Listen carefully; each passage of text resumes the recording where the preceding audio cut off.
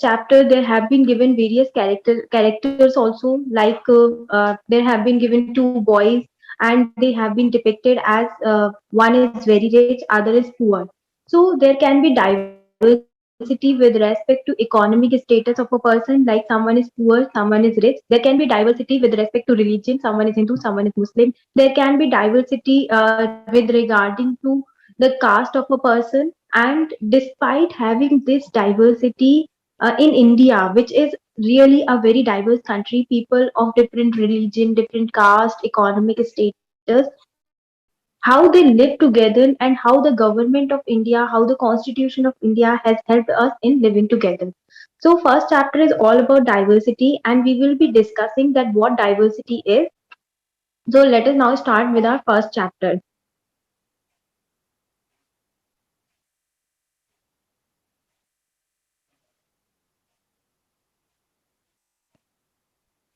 Now, in this first chapter, they are talking about that we cannot find any society where we do not find any diversity. For example, people speak different languages. Someone is speaking Hindi, someone is speaking Kannada, someone is speaking maybe some other language like Marathi, etc. And despite people speaking different languages, they try to mingle with each other, they try to interact with each other, communicate with each other. So despite having, this is what diversity is. So there are different ways through which we can understand about diversity.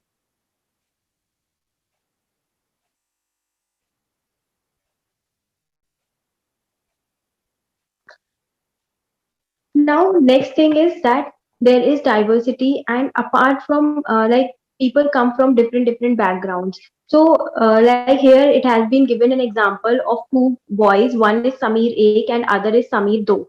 So Samir Ek, he is poor, and Samir Do, he is rich. So this shows that diversity often leads to inequality in the society, and there can be inequality in economic terms, and there is also inequality in social terms. For example, in India we have people belonging to different castes. This is diversity.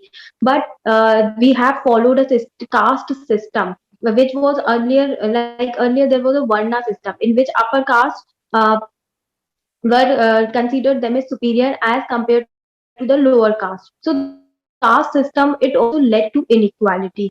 So it is not that diversity is good for a country, but diversity shall not lead to inequality in a society. This is what the writer, whoever has written this, is trying to convey to us.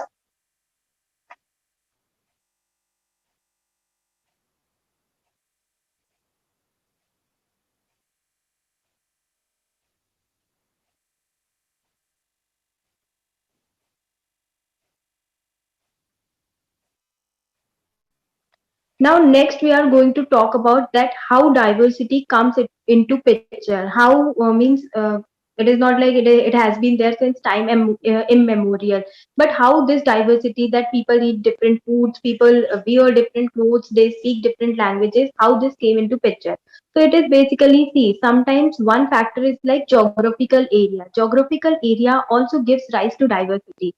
Now, how geographical area gives rise to diversity? For example, if someone is living in desert conditions like Rajasthan, and if another person is living in coastal areas like maybe Odisha or Kerala, so the type of agricultural practices which they will go for, the type of clothes which they will go for, will definitely differ, because in Rajasthan the person will try to wear clothes which are suitable to hot climatic conditions, whereas in Odisha or maybe in coastal areas, or maybe you consider Ladakh, in winter, in such climate, the type of clothes that a person will wear will differ. Then again, with respect to eating habits, in desert areas a person will try to eat such foods which are like cooler type kinds of foods, or will grow such crops which are in consonance with the climatic conditions. Like in Rajasthan we do not have much water, so millets, bajra and all these kinds of crops are much grown and consumed also by the people. On the other hand, if we consider regions like Punjab, so in Punjab you have water availability, so people go for wheat, rice, etc. So one factor that gives rise to diversity is the geography of a particular place. That and geography of a particular place leads to diversity with respect to food, clothing, eating habits, etc. Now, next, there is a description of Ladakh in this chapter. So, it has been mentioned about Ladakh that it is a desert mountain in the east of Jammu and Kashmir.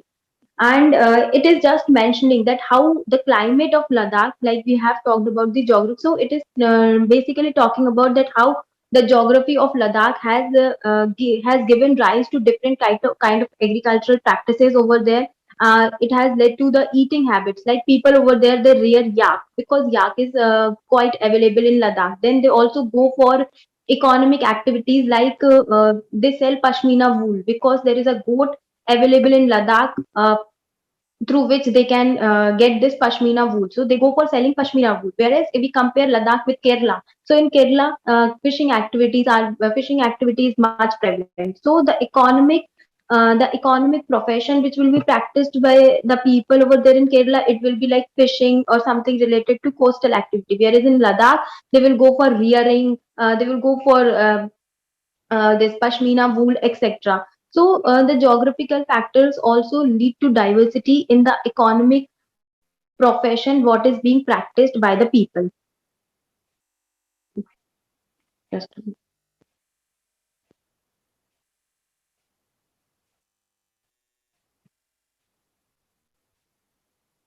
I hope everything is going fine till now, and the screen as well as my video both are visible.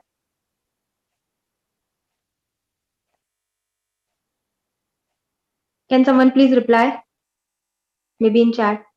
Okay, okay. Thank you so much.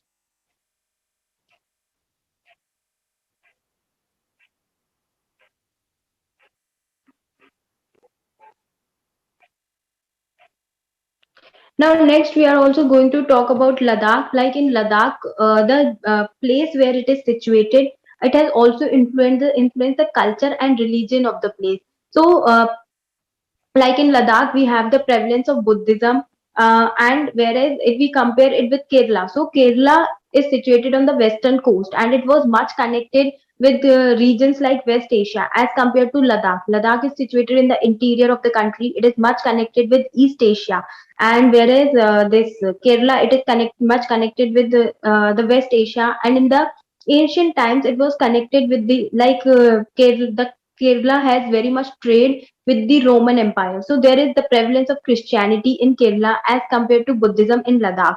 So these are the things which have led to diversity in economic profession, in food, in clothing habits, in religious, cultural practices, whatever festivals are being celebrated by the people. All these things have given rise to this diversity.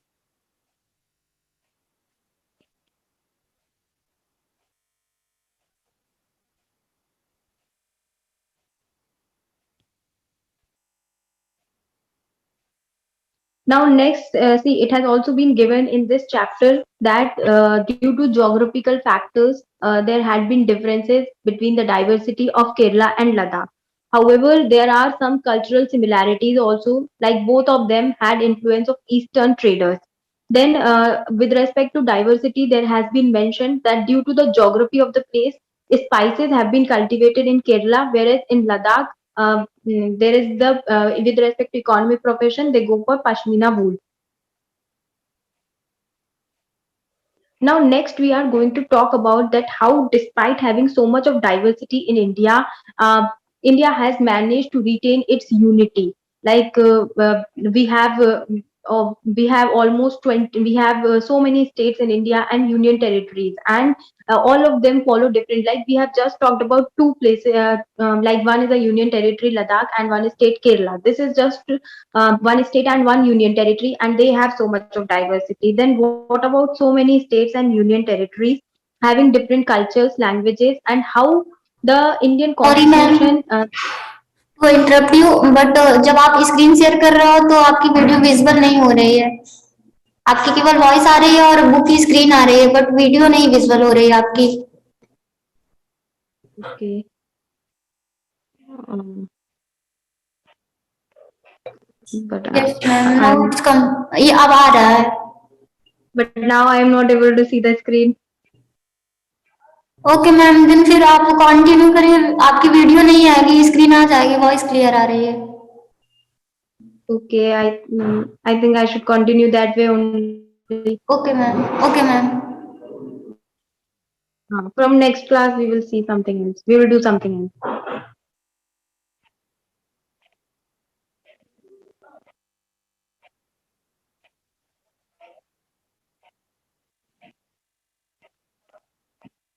Okay, so now if we talk about the Britishers also ruled India for so many years, and they thought that they will, due to the diversity, they thought that they will try to go for divide and rule policy. They will use India's diversity as its weakness. However, India's diversity has always been its strength. People, despite coming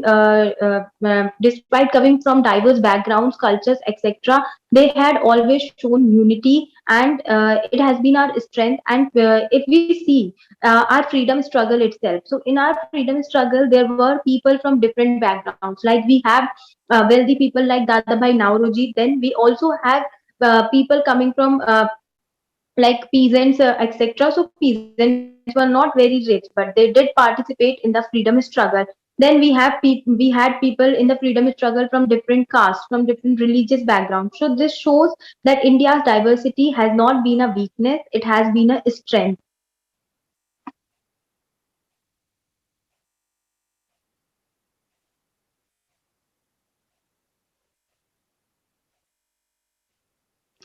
Now, this para is mentioned in Jawaharlal Nehru. Jawaharlal Nehru has written a book that is Discovery of India.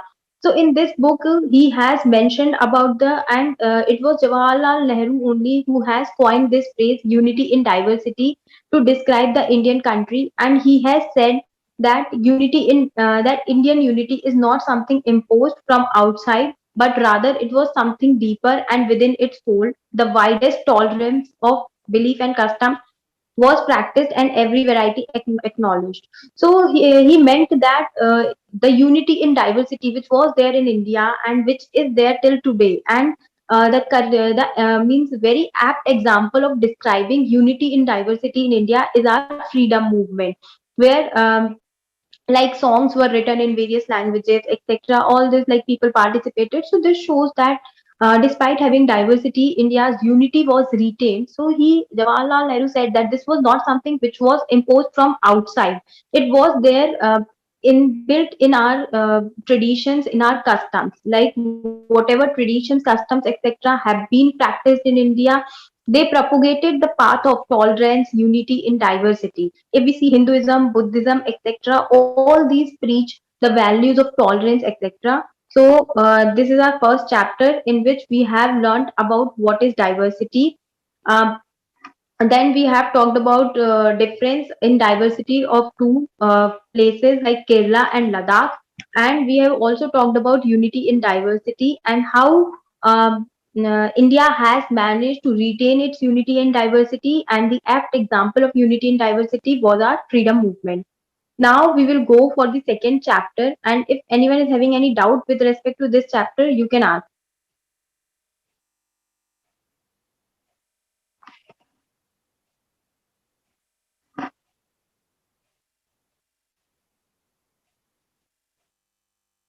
Is there any doubt?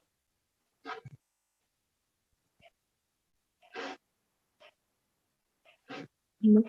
Okay, now let us start with the second chapter of this book.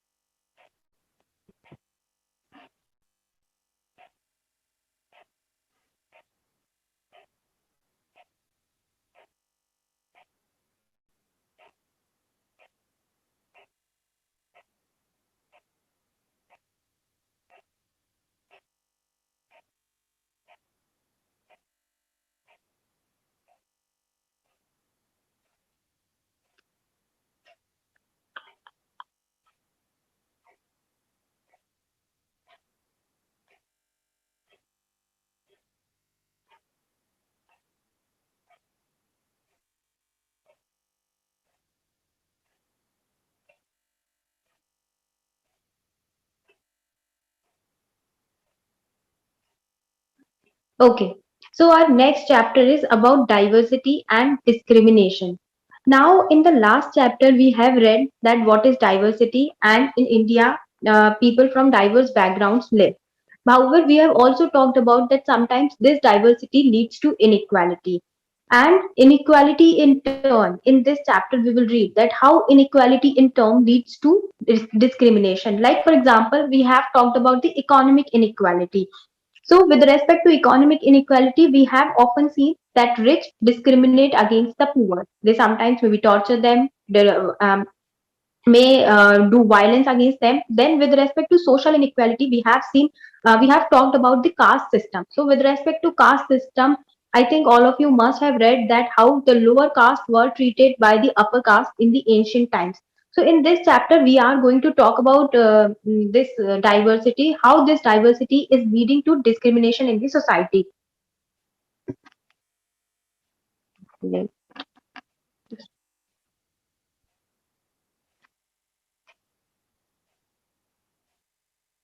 Now, see, the more the diversity, the more there are chances of people being discriminated against one another. So, in this book, it is mentioned that there are eight major religions in the world, and all of these eight religions are being practiced in our country. So, through this, we can assess the diversity of our country, the heterogeneity that is being there in our country. Then, apart from this, the diversity of our country can also be seen through the fact that there are almost 1600 languages that have been spoken by the people in India. So there is huge linguistic diversity, there is huge religious diversity in India. Now, how this diversity is leading to discrimination. Suppose that if you are traveling in a train and there is some people, there are some people who are talking in some different language. So we are not able to understand, and due to this, we might not be able to interact with them also or communicate with them because what they are talking, we do not know. So sometimes when people who are different from us, who maybe they are speaking some other language, maybe they are practicing some other religion, etc., we are not very familiar in interacting with them, and sometimes due to this less interaction it leads to a prejudice. So what is a prejudice? Prejudice is like having some negative opinion about something. Like we can have negative opinion about anyone. For example, there have been negative opinion about the lower caste by the upper caste in the ancient times. So if you are having some negative idea about someone just because, for example, there is a negative opinion about girls that they are weak, they are fragile, they are tender. So this is a prejudice against girls, and like this prejudice was very strong in earlier times, but this prejudice has been reducing in means as time passes. Like for example, earlier it was felt that girls cannot take part or go for warfare activities, but slowly and slowly this prejudice has been breaking away, as recently we have seen in one Supreme Court judgment also that girls can participate in NDA exam, and now girls have been writing this exam. So this is what prejudice is. Like for example, there can be prejudice with respect to language also. There are people who know English language, and sometimes knowing English language is not a bad thing, but if you consider that English is the best language and you stop talking to people who do not speak English or who do not know English, then this is a prejudice. Then sometimes people also have prejudice regarding the clothes someone is wearing, the religion they are practicing, or maybe some belief they are having. So prejudice often leads to discrimination in the society. For example, Hindus might have some prejudice against Muslims, and this prejudice leads to conflict between the two communities. So there is diversity, there is religious diversity, like one religion is Hindu, one religion is Muslim. Due to this religious diversity, Hindus are having prejudice against Muslims, which might lead to conflict or discrimination in the society. Like we can take the example of upper caste and lower caste also. Like upper caste had a prejudice against the lower caste that they may pollute something or something like that, or they are polluted people. So lower caste were not allowed to enter into temples or maybe use the same well, tank, etc., which the upper caste used. So there was diversity with respect to caste, and due to this diversity, there emerged certain prejudice, and which led to discrimination in the society.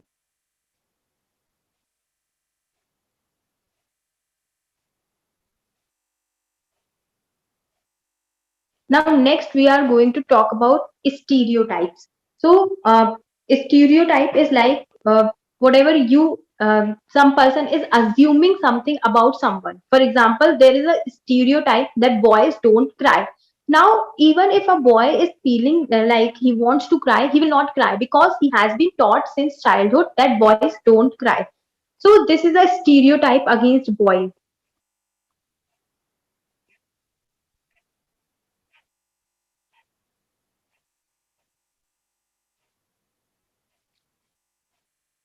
Now we have learnt about what is prejudice. We have learnt about what is stereotype. Now next we are going to talk about how this prejudice and stereotype leads to inequality and discrimination in the society.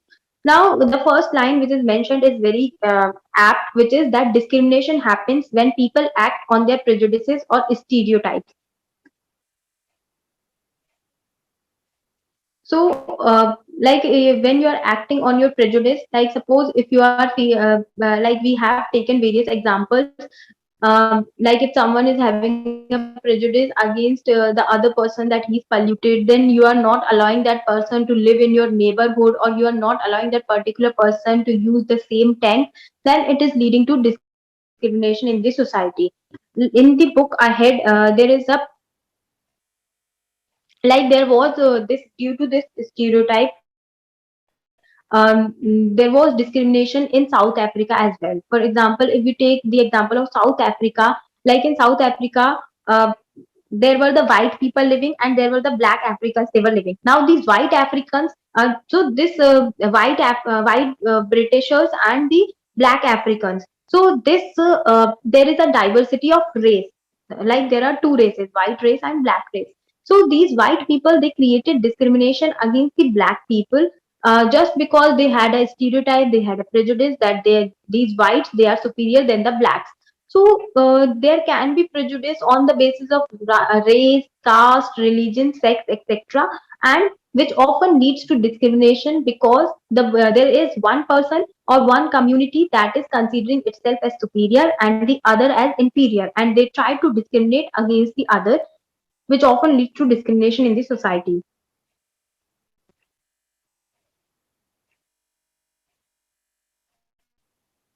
Now, see, there has been given an example about a common stereotype. So, there is a common stereotype that some Muslims is that they are not interested in educating girls and therefore do not send girls to school. However, this is not true. This is just a stereotype. But the reality is that Muslims, like in India, whatever the study has shown, it has shown that Muslims are often very poor in comparison to Hindus. So their proportion is that poverty among Muslims is higher as compared to other communities. Now we can easily connect that when there is poverty, people do not have money to eat food. How will they send their girl child or maybe boy child to the school? So this is so the people just created a stereotype that Muslims are not interested in sending their girls to school, which is not true.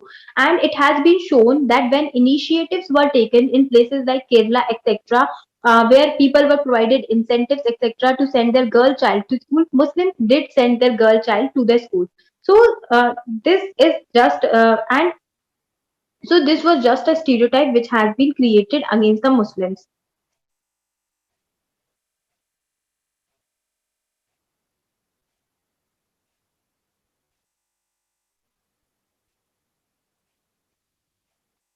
Now, see what kind of people are being discriminated against in the society. So there can be discrimination on the basis of economic activities also.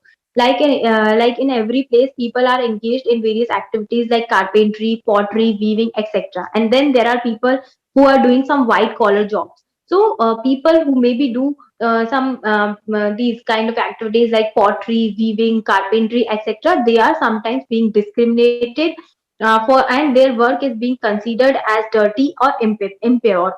So then next is with respect to caste system. So people belonging to a certain caste are treated as inferior. For example, we can also take the example of Dalit. So Dalit is a term that people belonging to so-called lower caste use to address themselves, and it literally means broken. So the people who belong to lower caste, they started calling themselves as Dalits, which means broken. And why they use this term to call themselves as Dalits?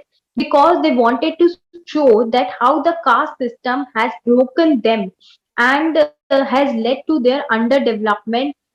It was against their dignity, integrity, etc. That is why they started using the term Dalits for themselves. Now we will see that how caste system it was so how caste system was so discriminative, etc. So with respect to caste system, it was so discriminatory that people belonging to lower caste, like maybe some student, etc., was not allowed to sit with the students of the upper caste. And this discrimination has also been felt by Bhimrao Ambedkar, and he has also cited his own incident that once when Bhimrao Ambedkar was at a station with his brother, the station master asked his caste, and after knowing his caste, no one like he wanted to go to his home, and no one from a bullock cart.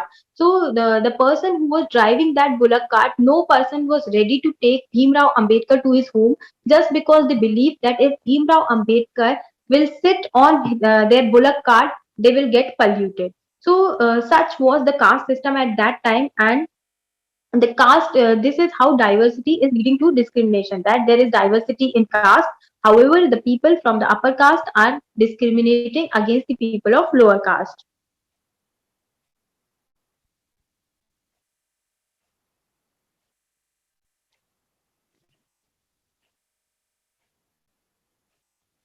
Now we are going to talk about that. Okay, there is diversity, so there are chances that it might lead to discrimination. But what have our constitution makers have done to fight against these discriminatory practices? So, we see that in our freedom struggle, there were people from different backgrounds. There were Dalits, women, tribal, and peasants, etc.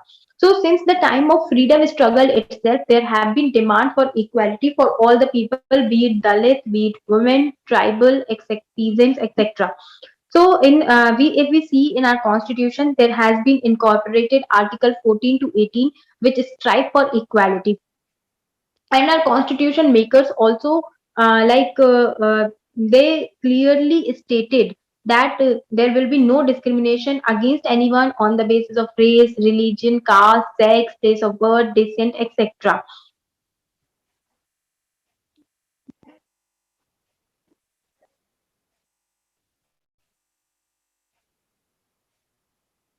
So that's it with respect to chapter number 2.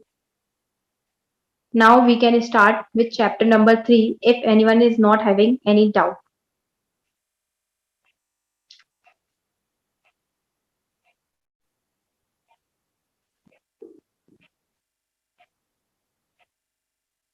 Okay, so let us just once revise that what we have read till now. So we have talked about chapter number 1, in which we have talked about diversity. So diversity occurs due to various factors like geographical factors. Then diversity can be on various parameters, like there can be religious diversity, there can be linguistic diversity, diversity on the basis of caste, on the basis of economy, etc.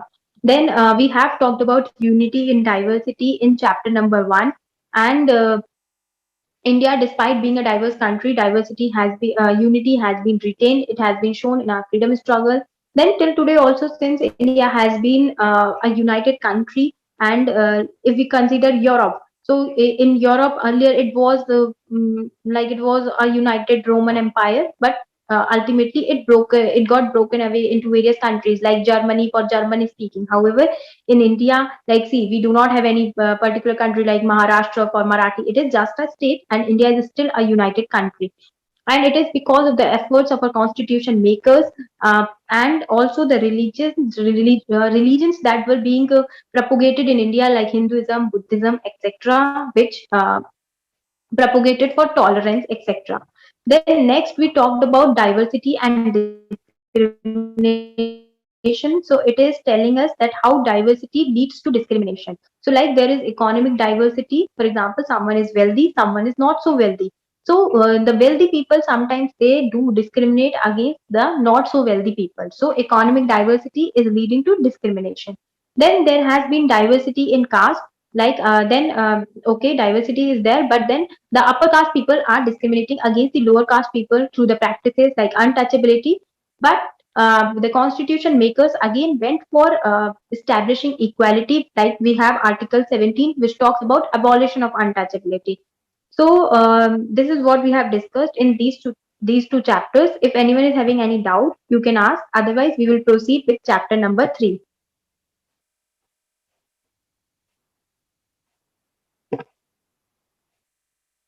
Okay.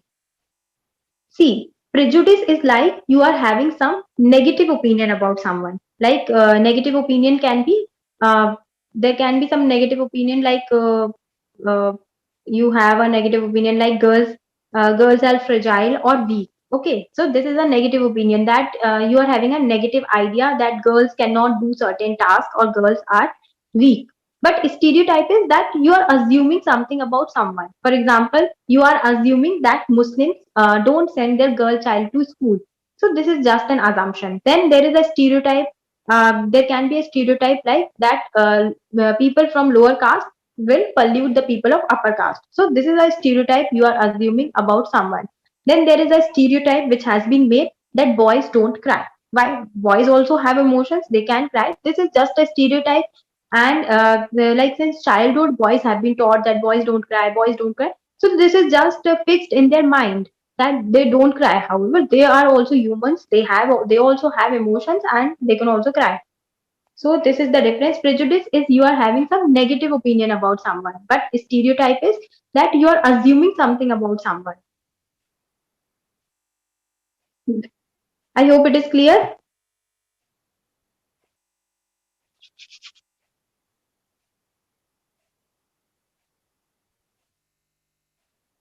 Yeah, means mostly the stereotypes are negative, but means stereotype can be positive also. You can like upper caste, they assume that they are superior. Nitya, So this, Nitya, if I interpret your talk, you have yes, very sir. well explained the basic concept of the NCRT. If I will if I interpret your talk, then I will say you are teaching how the constitution has been made. If I will say what the basic issue you have tried to explain, कि हमारे Hmm. पास prejudices थी, Hmm. इस prejudice के ground पे के कारण के बाद हमारा संविधान बना, उसमें जो हमारे पास आर्टिकल 14, 15, 16, 17, 18 आया, उसका पूरा बैकग्राउंड आप अगर एक सवाल आपको आंसर कभी करना पड़े कि हमारे संविधान का जो राइट टू इक्वलिटी है, जो 14 से 18 तक ट्रेवल करता है, उस 14 से 18 तक के संविधान के ट्रेवल करने में जो सबसे बड़ी बात कॉन्स्टिट्यूशन मेकर्स के माइंड में थी, वो थी प्रेजुडिसेस को कैसे कंट्रोल किया जाए. प्रेजुडिसेस को कंट्रोल करने के there was two ways. One, give the equality. Second, you remove inequality. If you read the article 15.1, 15.3, 16.1, 16.3, article 17, article 18, then you find one issue. Then how in the article 15.1, 16.1, they are talking about the equality, and article 15.3 and 16.3, they are talking about removing inequality. Yes. You all got my point? Yes, sir. Second, when as you explained, the Baba Saheb Ambedkar has raised so many issues. You have given one example कि वो कहते हैं card पे चढ़ नहीं पा रहे थे, लोग पास नहीं आते थे. तो बहुत जो वाइस थी अपनी जो समाज की, जो वर्ल्ड के कॉन्स्टिट्यूशन में यूनिक फीचर है अपने constitution article 17, you have tried to explain that कि जो हमारे प्रेजुडिसेस थे उस समय समाज में, उस प्रेजुडिसेस के कारण हमको एक ऐसी प्रक्रिया अपनानी पड़ी. We have to explore one thing which can remove untouchability for all. लेकिन आर्टिकल 17 के आने से ही फर्क नहीं पड़ेगा. उसके बाद लॉ बनाया गया. लॉ बनाने के बाद लोगों में जागरूकता की गई. सेम में आर्टिकल 18 क्या था, वो भी प्रेजुडिस का ही था. कुछ लोगों को मानद उपाधि दी जाती थी, उसको उन्होंने मानने से इनकार कर दिया.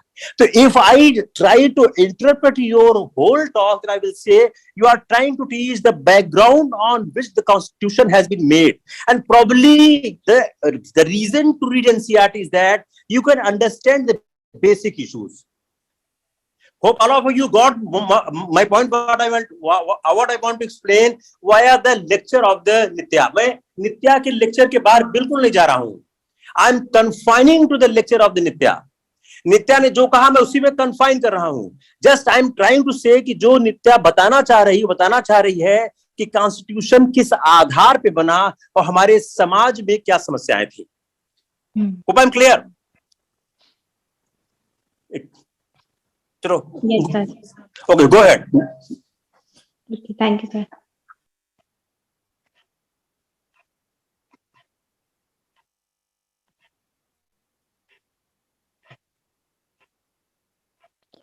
Okay, so now we will start with chapter number 3, which is talking about what is government and what government does.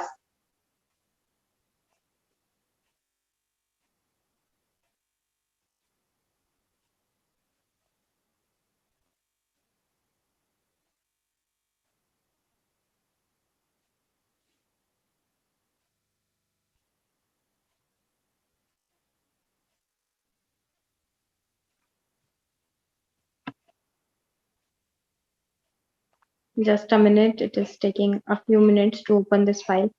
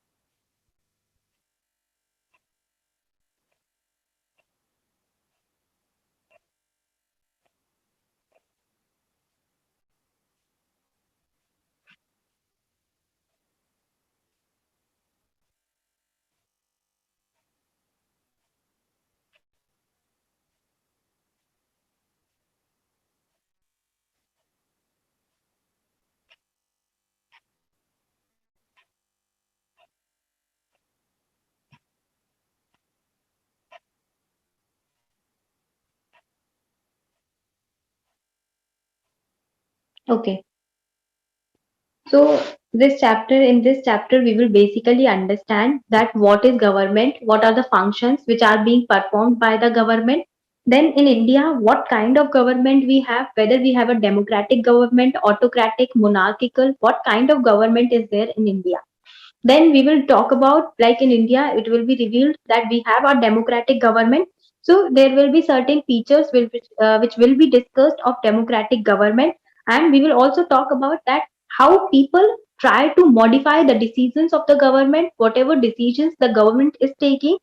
It should be maintained that people have a say in those decisions. Like if people are not liking, or maybe if they are criticizing, then the government is, if it is defending its decisions, and if people are satisfied with that defense, then it's fine. But if people are not satisfied with that defense, then government definitely has to change its policy. So, in the starting only, it has been mentioned certain tasks which the government does. For example, it protects the rights of unorganized workers. It fixes prices of onions. It details plans to tackle floods, etc. Then Supreme Court can have 5 more judges. Like government also maintains that how many judges will be there in the Supreme Court. So this is also the task of the government. So government performs a huge number of tasks. It goes for welfare activities. It goes for implementing laws. It goes for making laws, and it also goes for tackling certain calamities in the country, like maybe flood, tsunami, earthquake, etc. Now, the basic question is that why do we need a government? And almost every country in the world has a government. So why do we need a government? We need a government because people alone are not sufficient to live or to carry out their activities. So, in ancient times, if we see see in Greece, etc., there was people used to participate in government, in governance making decisions. Like people used to participate in formulation of laws, etc., because the population was very small. But now the population is so huge that suppose if someone is a doctor, he has to perform that task. That person cannot go for maybe making laws or maybe participating in formulation of laws, etc. So government is required to maintain law and order, uh, to take care of the vulnerable communities, etc. And man alone is not sufficient to live in the society. That is why there needs to be a certain government in the society for carrying out those functions, etc.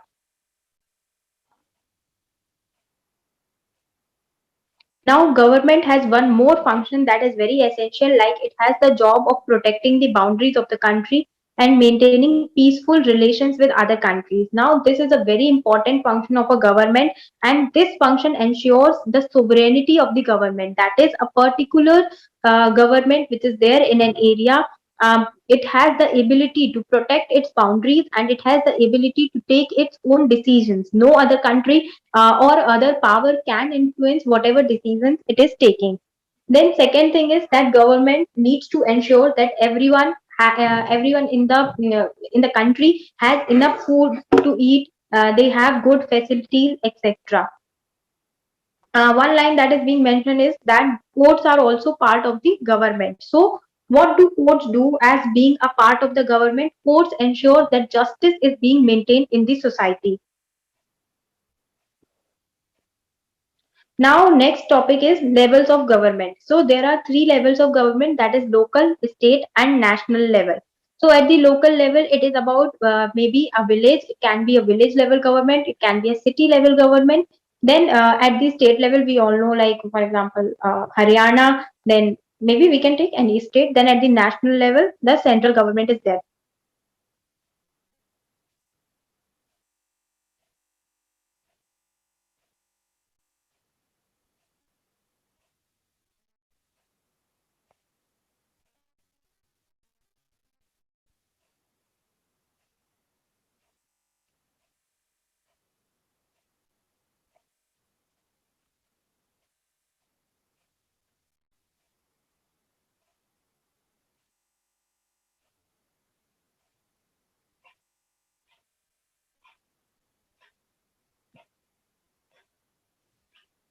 Then now next we are going to talk about the laws and the government.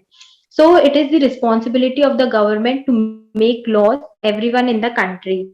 And it is not just that government just makes laws. No, after making laws, there needs to be some authority that enforces also these laws. For example, there has been given that there is a law uh, that all persons driving a motor vehicle should have a license. So, and now this is just a law that all persons who are owning a motor vehicle, they should have a license. But suppose if someone is not having, then what is the remedy? So if someone is not having a license, then government also has the power to punish or jail that person. Now, who gives the government the power to enforce these laws? So, in a democratic government, the people give the power to the government to make laws and to implement laws. And in a democratic government, the people also ensure that the government makes laws which are in accordance with the wishes of the people. And how do they ensure that? They ensure that through elections. Like in India, elections are held at the national level every 5 years. Similarly, in other countries, there might be other rules. So, through elections, if people are not happy with a particular government, with its law-making policy, decision-making, etc., they can go for changing that government. Then, apart from this, they also exercise power over the law-making policies of the government by criticizing the policies of the government.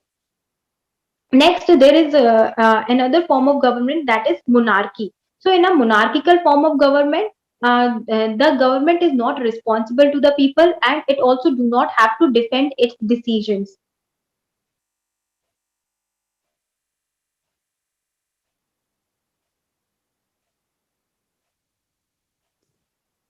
Now, next we are going to talk about democratic government. So, with respect to democratic government, one of the main feature of the democratic government is that people have the power to elect their leaders, and most of the time, the democratic government is called as representative democracy. Now, why it is called as representative democracy?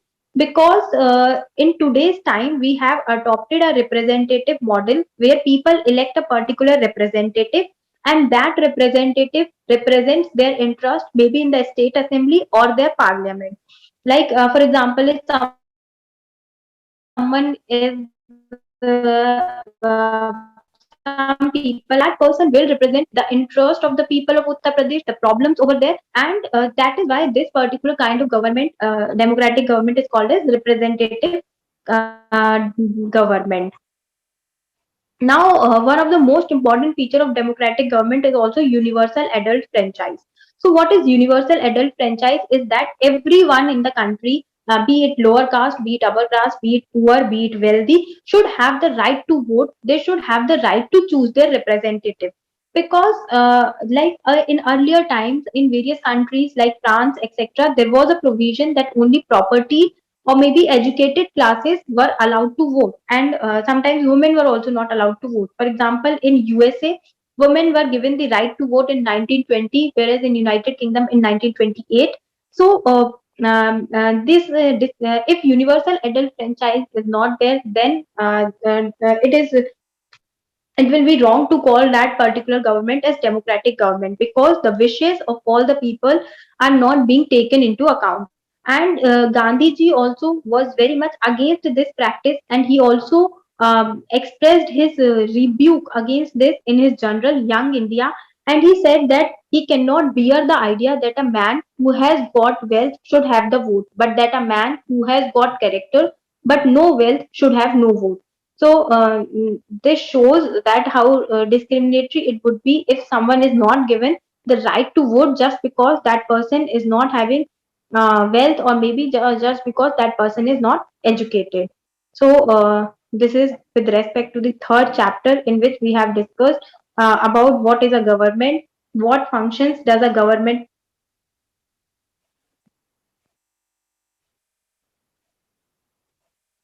what functions does a government perform, and what kind of government.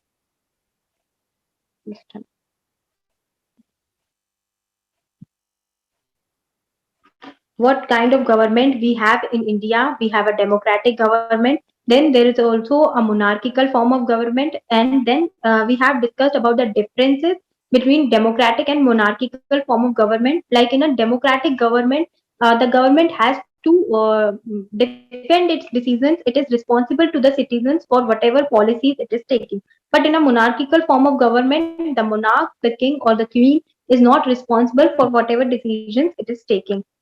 Mm, this is it with respect to chapter number 3. If anyone is having any doubt, you can ask.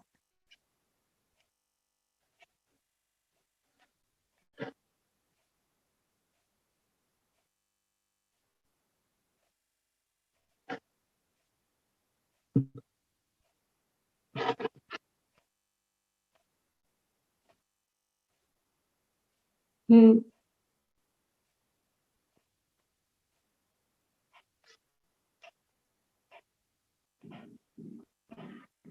Okay, so sir, I think this is enough for today.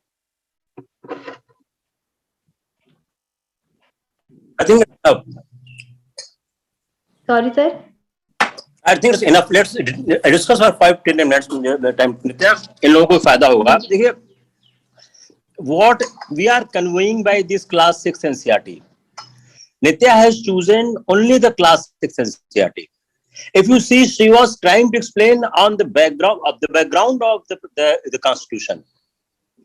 If you are going to write the essay, you find a lot food for thought from this topic.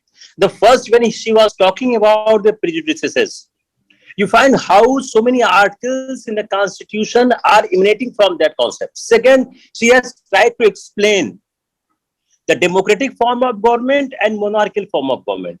Why we need the democratic form of government? Because we need to have the people's aspiration. We need to have the people's desire. We need to have the responsible government. People able to responsible, people to able to, the government able to answer it and government need to be responsible. अगर आप इन सारी चीजों को समझने की कोशिश करें तो आपको एक साफ फ्रेम क्या दिख रहा है कि सरकार को बनाने के पीछे, हम जो 47 में आजाद हुए, पोस्ट 1947 जो प्रक्रियाएं चली, जो 1950 में कॉन्स्टिट्यूशन पढ़ा, उसके पीछे का बैकग्राउंड क्या था? If you read the class 6, 7, 8 NCERT, you find a lot these things. तब उसके बाद संविधान बनना शुरू होता है। इसलिए हमेशा हम लोग एम्फेसिस करते हैं कि एनसीईआरटी आदमी को पढ़ना चाहिए। और the way, I am very sure कि नित्या ने जब इस लेक्चर को तैयार किया होगा, she must have find some new thing in the same NCERT जो उसने पहले पढ़ा था। जब आप दोबारा पढ़ते हो, एक टीचर तक पढ़ते हो, तो आपको नया मिलता है। ये एक्सपीरियंस आर्यन का भी था, ये यश का भी था, ये स्मिता का भी था, और मोस्ट लाइकली ये एक्सपीरियंस नित्या का भी रहा होगा, क्योंकि आप एक टीचर के दृष्टिकोण से देखते हो, चीजों को एनालाइज करते हो। Now there is need to correlate. जितने, अब now I am giving the job, मैं तुमको काम दे रहा हूं, इंक्लूडिंग द नित्या, कि आप आज के टॉक से आप संविधान को रिलेट करो। जस्ट ट्राई टू सी कि किस आज का जो टॉक था उससे संविधान के कौन कौन से आर्टिकल रिलेट हो रहे हैं। It is being called the theme based study. जो थीम आज डेवलप हुई है, बेसिकली दो बेसिक थीम डेवलप हुई है आज। एक क्या हुई है? प्रेजुडिसेस की। सेकंड क्या हुई है? गवर्नमेंट की। These are the two basic themes. अब इन दो बेसिक थीम्स में आप संविधान को खोजिए, और फिर आप और काम क्या करिए। इन दो बेसिक थीम्स में you see the question paper, चाहे पीसीएसजे का हो, पॉलिटिकल साइंस का हो, जनरल स्टडीज का हो, प्रीलिम्स का हो, लॉ का, कोई देखिए। I am sure that from these two themes the question has been asked 100%। और एक आपको और मैं देता हूं कि जितना नित्या ने लेक्चर लिया है, उसी लेक्चर से 3, 4, 5 लाइन आप लिखोगे, 100% लिखोगे, और वो 3, 4, 5 लाइन एक नायाब लाइन होगी। So don't think it's a just basic foundation classes that's for class 6. No, it is a class for your examination of higher studies. आप जितना ही कंसंट्रेट करो, तब कोशिश करो, उतना ही बेहतर होगा। It's our policy to have the 50-minute class. उसमें क्या है, क्लास का क्लास सीक्वेंस भी रहता है, शाम को आपको क्लास भी रहती है। तो any question you have, you can ask, Nitya will answer. I will also try to support the Nitya. अगर कोई सवाल लगता है कि उस तरह से चाहिए, you can ask the question. I am opening the forum for the discussion. कोई सवाल है किसी के पास?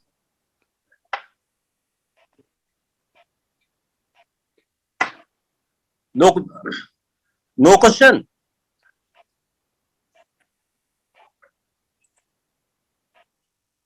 No doubt. Okay. I think it's done for the day. Nitya, you have done a tremendous job. I have lot on you. I always tell my parent कि नित्या के पास बड़ा अच्छा future है। You again, और जो अभी तक 4 लोगों ने क्लास किया है, चारों बहुत अच्छा क्लास किया है। We try to include more and more teachers. एक और बात मैं कहना चाहता हूँ, जो बेसिक फाउंडेशन क्लास में स्टार्ट की, इसका 2 पर्पस है। एक पर्पस क्या है कि आप लोगों को बताएंगे, पढ़ाएंगे, नॉलेज इम्पार्ट करेंगे, आपकी सोशल रिस्पॉन्सिबिलिटी बढ़ेगी। सेकंड पार्ट क्या है, ये आपके ओरेशन में बहुत ज्यादा चेंज लाएगा, बहुत ज्यादा चेंज लाएगा। आप जब इंटरव्यू कभी देने जाओगे तो आपको लगेगा इंटरव्यू इज केक हुआ। मैंने नित्या की जर्नी देखी है। जब नित्या ने स्टार्ट किया था बोलना, और जो आज बोल रही है, जैसे ह्यूज चेंज, सी चेंज। नित्या आप ही देखना, इसकी रिकॉर्डिंग आप खुद देखना, आपको लगेगा, आपको कॉन्फिडेंस आएगा। कोई और पढ़ाना चाहता है वो जरूर कांटेक्ट करे। Depending upon your knowledge, your calibre, your interest, your consistency to attend class, we try to do more teacher. Thank you Nitya, thank you lot, I am highly obliged. Thank you sir.